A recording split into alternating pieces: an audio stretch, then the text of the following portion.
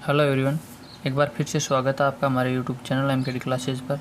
तो आज इस वीडियो में अपन पढ़ने वाले हैं कक्षा 9 की एनसीईआरटी गणित प्रश्नावली 12.2 हेरोन का सूत्र। तो हेरोन का सूत्र बता दिया मैंने आपको पहले। हेरोन का सूत्र क्या होता है? हेरोन का सूत्र होता है root S minus A S minus B S minus C. ये होता है हेरोन का सूत्र। इसका उपयोग कहाँ किया जाता है? त्रिभुज का क्षेत्रफल ज्ञात करने के लिए इसका उपयोग किया जाता है। ठीक है, तो इसमें प्रश्न 7वां देखते हैं। प्रश्न 1 से 6 तक पहले पढ़ चुके हैं अपन। तो 7वां प्रश्न देखो। एक पतंग 3 भिन्न भिन्न शेडों के कागजों से बनी हुई है। इन्हें आकृति में 1, 2 व 3 से दर्शाया गया है। पतंग का ऊपरी भाग 32 सेंटीमीटर विकर्ण का एक वर्ग है और निचला भाग 6 सेंटीमीटर 6 सेंटीमीटर 8 सेमी भुजाओं का एक समद्विबाहु त्रिभुज है। ज्ञात कीजिए कि प्रत्येक शेड का कितना कागज प्रयुक्त किया गया है। तो देखो, इसमें एक पतंग है, तो इसका विकर्ण कितना है? 32 सेंटीमीटर का। ये विकर्ण है 32 सेंटीमीटर का और ये विकर्ण भी 32 सेंटीमीटर का है। तो दोनों विकर्ण समान किसके होते हैं? वर्ग के। तो एक वर्ग हो गया है ये पतंग, तो वर्ग के टाइप का पतंग है। तो ये विकर्ण हो गया इसका 32 और ये विकर्ण भी है 32। दोनों विकर्ण इसके 32 सेंटीमीटर के हैं। तो इसका क्षेत्रफल निकालना है। ये पहला भाग 3 कागज़ों से बनाया हुआ है पतंग है। ये 3 प्रकार के कागज़ों से बनाया है। ये पहला, ये दूसरा और ये तीसरा। तो सबका अलग अलग क्षेत्रफल निकालना है अपन को कि कौन सा कागज़ कितना प्रयोग में लिया गया है। ये वर्ग है, मतलब वर्ग के विकर्ण समकोण पर काटते हैं, या अगर आपस में दोनों काटें तो वहाँ एक समकोण बनता है। ठीक है, तो ये एक त्रिभुज भी हो गया, समकोण त्रिभुज हो गया। ये एक देखो, एक समकोण त्रिभुज की तरह दिखता है क्योंकि ये वर्ग के विकर्ण समकोण काटते हैं, हमेशा 90 डिग्री पर काटते हैं। तो पहले भाग का क्षेत्रफल निकाल लेंगे अपन। भाग देखो निकालते हैं। भाग फर्स्ट का क्षेत्रफल। तो एक त्रिभुज ये बन गया पहले भाग में, एक त्रिभुज ये बन गया, 2 त्रिभुज बन गए पहले भाग में, 2 समकोण त्रिभुज है। तो समकोण त्रिभुज क्षेत्रफल क्या होता है? 1/2 गुणा आधार गुणा ऊंचाई। तो देखो 1/2 गुणा आधार गुणा ऊंचाई। अब इतने त्रिभुज का निकालते हैं तो कितना हो जाएगा? आधार 16, क्योंकि ये पूरा 32 है तो यहाँ से यहाँ तक 16। तो 16 लेंगे तो दोनों का अलग अलग निकालना पड़ेगा। तो अपन क्या करेंगे, एक साथ ही ले लो। आधार कितना? 32 ले लो और ऊंचाई ये है ही। ऊंचाई कितनी हो जाएगी? ये विकर्ण 32 है तो ये 16 हो जाएगी और ये 16 हो जाएगी। तो 1/2 गुणा 32 गुणा 16, ऊंचाई 16, ये ऊंचाई 16 और ये आधार 32। तो इसको 2 से काटेंगे 16, तो 16 गुणा 16 बराबर 256 वर्ग सेंटीमीटर। तो पहले भाग का क्षेत्रफल कितना हो गया? 256 वर्ग सेंटीमीटर। दूसरे भाग का निकालते हैं। भाग 2 का क्षेत्रफल वही 1/2 गुणा आधार गुणा ऊंचाई। तो आधार कितना है? अब ये त्रिभुज है भाग 2 वाला, ये तो आधार ये 32 रहेगा, ऊंचाई ये 16। 1/2 गुणा 32 गुणा 16, 16 गुणा 16, 256 वर्ग सेंटीमीटर। कितना हो गया? ये भी 256 वर्ग सेंटीमीटर हो गया। अब भाग 3 का क्षेत्रफल। भाग 3 कौन सा है? ये एक समद्विबाहु त्रिभुज बन रहा है। देखो ये 6 सेंटीमीटर, ये 6 और ये 8। तो निकालते हैं इसका भाग 3 का क्षेत्रफल। तो भाग 3 का क्षेत्रफल क्या कैसे निकलेगा? यह एक समद्विबाहु त्रिभुज है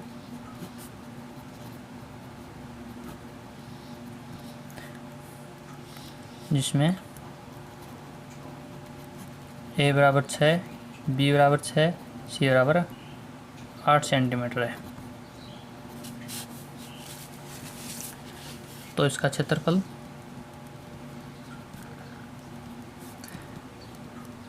हेरोन के सूत्र से निकालते हैं। निकालो। हेरोन का सूत्र क्या है? हेरोन का क्षेत्रफल निकालने का सूत्र S minus A S minus B S minus C का अंडर रूट। एस का मान निकालो पहले, A plus B plus C बटा 2। ए का मान क्या है? 6, बी का 6, सी का 8 बटा 2। 20 बटा 2 बराबर 10 सेंटीमीटर। तो एस का मान कितना हो गया? 10 सेंटीमीटर आ गया। अब निकाल लेंगे क्षेत्रफल।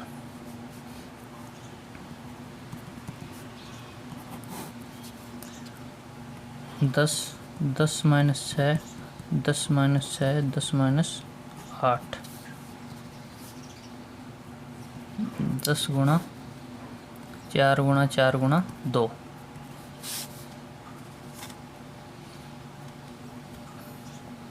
देखो अलग अलग करो गुणनखंड इनके। इसको 2 गुणा 5 लिख सकते हैं। ये 4 गुणा 4 है ही 2 बार, और ये 2 है ही लास्ट में। तो 2 के जोड़े बन रहे हैं, यहाँ से 4 के जोड़े बन रहे हैं। तो आ जाओ, 2 गुणा 4 तो आ जाएगा बाहर, अंडर रूट में रहेगा 5। कितना हो गया? 8 अंडर रूट 5 वर्ग सेंटीमीटर। कितना हो गया? तीसरे भाग का क्षेत्रफल 8 अंडर रूट 5 वर्ग सेंटीमीटर। बस यही बताना था अपन को। क्वेश्चन में क्या पूछा था? ये क्वेश्चन में पूछा था कि ज्ञात कीजिए कि प्रत्येक शेड का कितना कागज़ प्रयुक्त किया गया।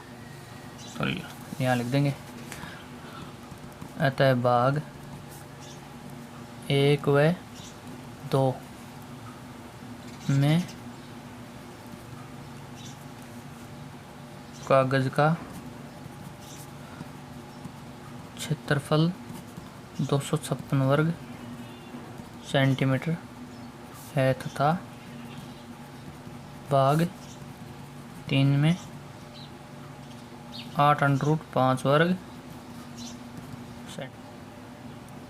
क्वेश्चन 8 देखते हैं। किसी फर्श पर एक फूलों की डिजाइन 16 त्रिभुजाकार टाइलों से बनाया गया है, जिनमें से प्रत्येक की भुजाएं 9 सेंटीमीटर, 28 सेंटीमीटर और 35 सेंटीमीटर है। इन टाइलों को 50 पैसे प्रति सेंटीमीटर स्क्वायर की दर से पॉलिश करने का व्यय ज्ञात कीजिए। तो प्रत्येक त्रिभुजाकार टाइल की माप क्या है?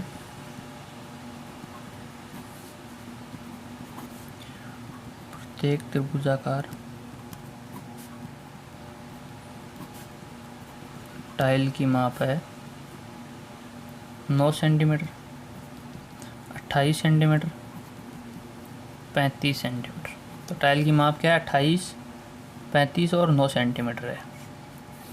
तो मान दे देंगे। एक का मान क्या हो जाएगा? यहाँ से 9 दे देते हैं, बी का 28, सी का 35। क्षेत्रफल निकालना है तो वही हेरोन का सूत्र काम में आएगा। तो हेरोन के सूत्र से निकालेंगे। पहले एस का मान निकाल लेते हैं। S equal to A plus B plus C बटा 2। 9 प्लस 28 प्लस 35 बटा 2 कितना हो जाएगा? इनको जोड़ने पर 72 बटा 2 बराबर 36 सेंटीमीटर। कितना हो गया? 36 सेंटीमीटर। अब निकाल लेते हैं क्षेत्रफल।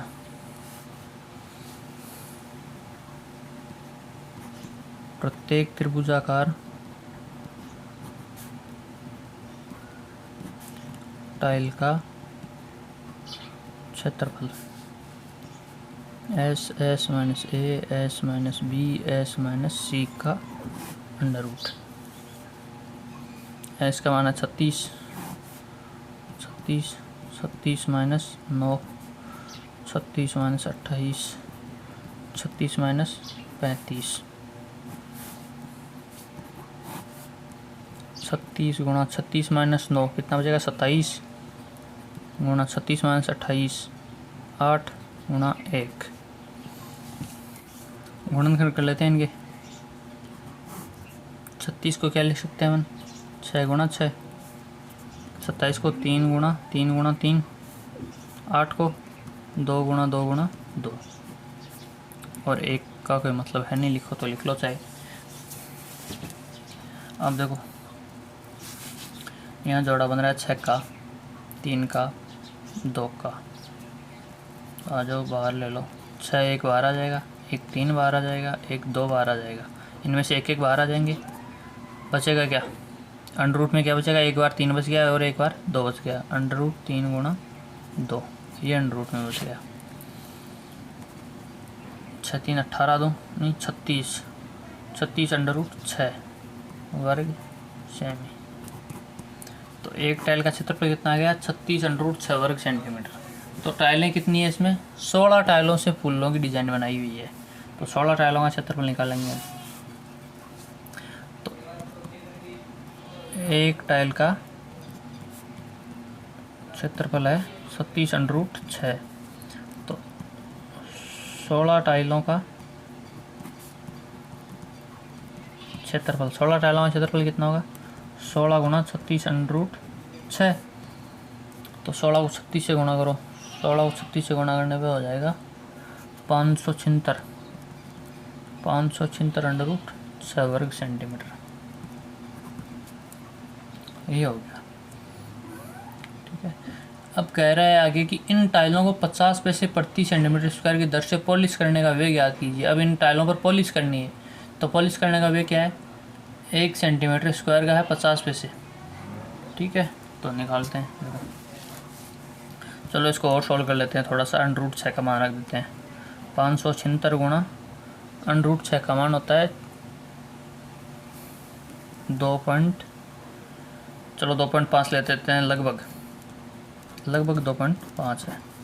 ठीक है, तो कैसे निकालते हैं अंडर रूट का मान? देखो, मैंने कल भी आपको बताया था, अगर अंडर रूट का मान निकालना है तो क्या करेंगे अपन? जैसे अंडर रूट 6 है तो इसको क्या लिख सकते हैं? अंडर रूट 4 + 2 लिख सकते हैं ना। एक संख्या ऐसी लिखनी है जिसका वर्गमूल निकाल सकें। 4 का निकाल सकते हैं, कितना होता है? 4 का 2 प्लस 4 का 2 हो गया, प्लस 2 का, अब 2 का क्या करना है? इस 2 को यहाँ पर ऐसा लिखेंगे और इस 4 का इसमें भाग देंगे। मतलब इसका 2 का 2 गुना 4, इसका भाग देंगे इसमें। कितना हो जाएगा? 2 + 0.50 काटेंगे 1/2 तो हो जाएगा। 2 + 0.50 कितना हो जाएगा? 2.5।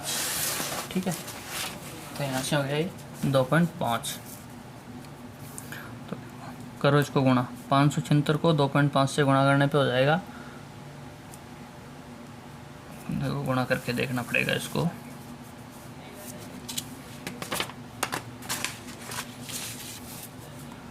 576 गुणा 2.5, 3 3 25 3 28, 12 1 14 और 1 15, 10 और 1 11, 0 0 13 1 4 1, 1430। तो कितना हो गया? 1430 वर्ग सेंटीमीटर, 1430 वर्ग सेंटीमीटर। अब देखते हैं खर्च कितना है इसका? 50 पैसे। तो 1 सेंटीमीटर स्क्वायर या वर्ग सेंटीमीटर पॉलिश का वे कितना है? 0.50 रुपये या 50 पैसे, तो उसको रुपये में बदल दिया, 0.50 रुपये। तो 1430 वर्ग सेंटीमीटर का वे कितना खर्च होगा? 1430 गुणा 0.50। तो 1430 को 0.50 से गुणा करने पर कितना हो जाएगा? देखो 715 रुपये। कितने रुपए हो गए? 715। ठीक है, ये लगभग में आएगा आंसर 715 रुपये के आसपास। ठीक है, क्योंकि यहाँ पर थोड़ा बहुत ऊपर नीचे भी हो सकता है एक पॉइंट में। देखते हैं क्वेश्चन 9।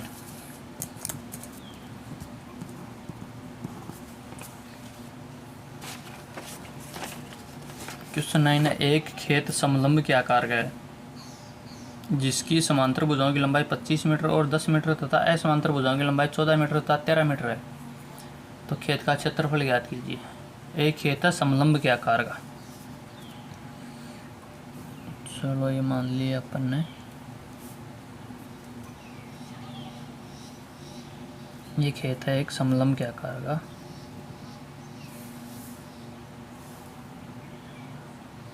समांतर भुजाओं की लंबाई कितनी दी है? एक की 25 और एक की 10। ये समांतर है दोनों। इसकी 25 बड़ी वाली और छोटी वाली है 10 मीटर में है ये। ठीक है, तो असमांतर भुजाओं की लंबाई 14 तथा 13 मीटर है। असमांतर भुजाओं की लंबाई, इसको 13 ले लेते हैं और ये 14 मीटर है।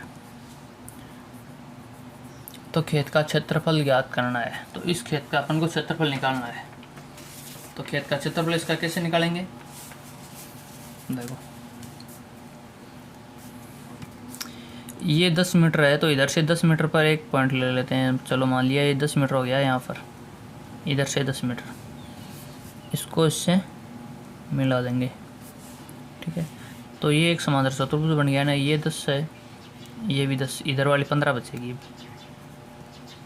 ठीक है, 10 और 15 25 हो गई। ये 13, तो ये इसके समांतर अपन ने खींची है, तो ये भी 13 हो गई। ठीक है, इनको नाम दे देते हैं अपन A B C D। ठीक है, इसको फिर E नाम दे देते हैं। ठीक है, अब देखो यहाँ पर अपने पास BC कितनी है? BC हो जाए अपने पास 25 और BE और AD, BE और AD ये कितनी है? BE एंड AD ये है 10 मीटर। ठीक है, और EC कितनी है? 15। EC है 15 मीटर। ये हो गई। AB और ED, AB और ED है 13 मीटर। CD है 14 मीटर। ठीक है, ये भुजाओं की माप दे दी अपन ने। अब देखना है अपन को इनका अलग अलग क्षेत्रफल निकाल लेंगे। तो समांतर चतुर्भुज का क्षेत्रफल होता है आधार गुणा ऊंचाई। तो आधार तो अपने पास है, इसका कितना 10, पर ऊंचाई नहीं है ना अपने पास। चलो देख, छोड़ो इसको एक बार। पहले अब त्रिभुज देखो, ये 13 है, ये 14 है, ये 15 है। तो इसका क्षेत्रफल निकाल लेते हैं पहले, बाद में ऊंचाई निकाल लेंगे त्रिभुज के क्षेत्रफल से। तो त्रिभुज DCE का क्षेत्रफल निकालो। S का मान निकालो पहले। A + B + C बटा 2 बराबर A का मान 13 14 + 15 बटा 2। तो कितना हो जाएगा? 42 बटा 2 बराबर 21 मीटर। कितना हो गया? 21। तो S का मान आ गया यहाँ से 21। निकालो क्षेत्रफल। S minus A, S minus B, S minus C का अंडर रूट 21 माइनस A का मान 13, 21 माइनस 14, 21 माइनस 15 का अंडर रूट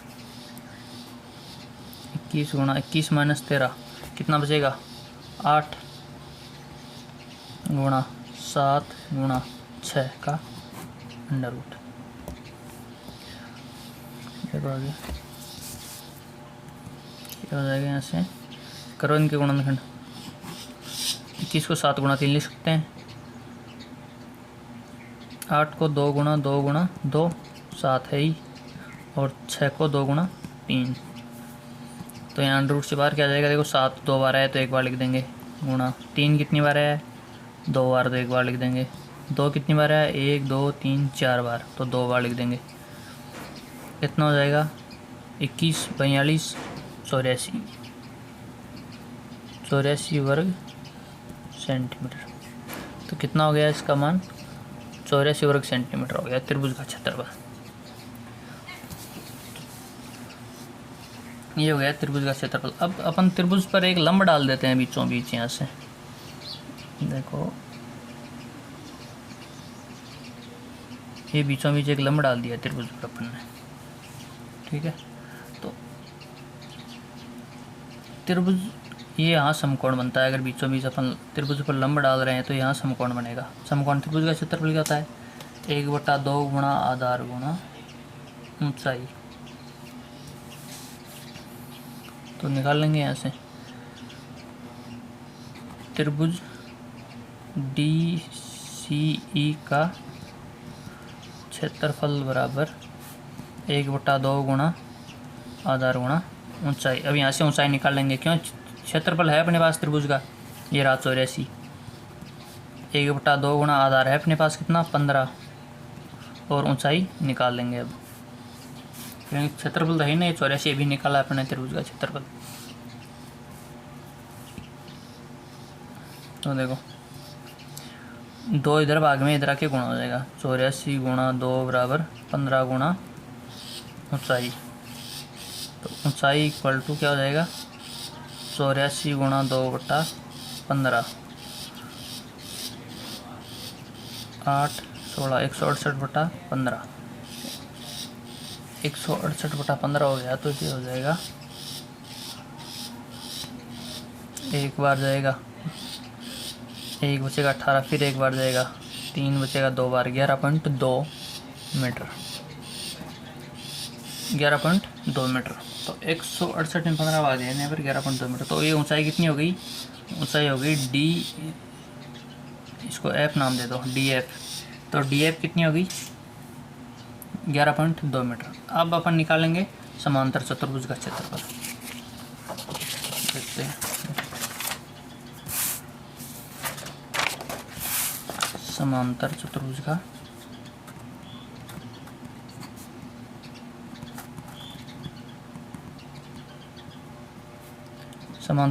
क्षेत्रफल क्या होता है, आधार गुणा ऊंचाई।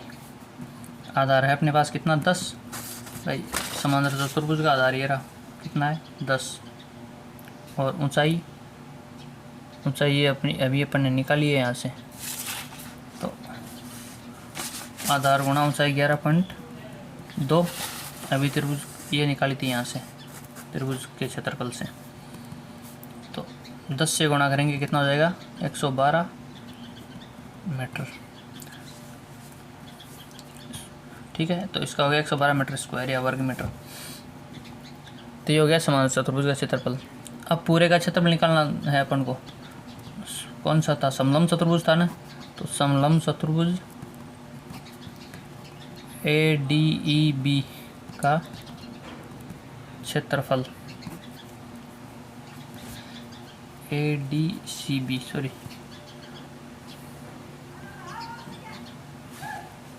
का क्षेत्रफल हो जाएगा त्रिभुज का क्षेत्रफल प्लस समांतर चतुर्भुज का क्षेत्रफल।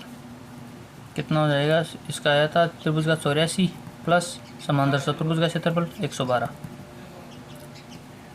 196 वर्ग मीटर। ये हो जाएगा 196 वर्ग मीटर। ठीक है, तो ये प्रश्नावली 12.2 अपनी कंप्लीट हो गई आज। मैं आशा करता हूँ कि आपको अच्छे से समझ में आया होगा। चलो मिलते हैं नेक्स्ट वीडियो में।